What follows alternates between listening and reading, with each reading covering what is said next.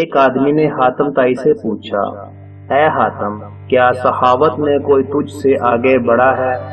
حاتم نے جواب دیا، ہاں، قبیلہ طے کا ایک یتیم بچہ مجھ سے زیادہ صحیح نکلا، جس کا قصہ کچھ یوں ہے کہ دوران سفر میں شب بصری کے لیے ان کے گھر گیا۔ اس کے پاس 10 بکریاں تھیں۔ اس نے ایک ذبح کی، اس کا گوشت تیار کیا اور کھانے کے لیے مجھے پیش کر دیا۔ اس نے کھانے کے لیے مجھے جو چیزیں دیں ان میں مغز بھی تھا۔ میں نے اسے کھایا تو مجھے پسند آیا۔ میں نے کہا، واہ سبحان اللہ، کیا خوب ذائقہ ہے۔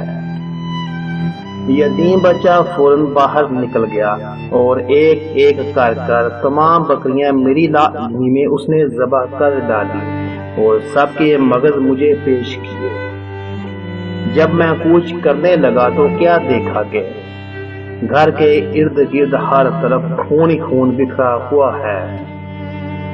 میں نے اس سے کہا، آپ نے تمام بکریاں کیوں ذبح کی؟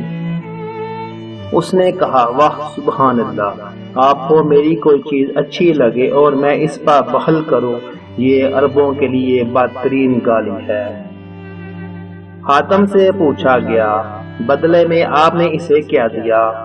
انہوں نے کہا، 300 سرخ اونٹنیاں اور 500 بکریاں۔ ان سے کہا گیا، تو پھر آپ اس سے بڑے صحیح ہوئے؟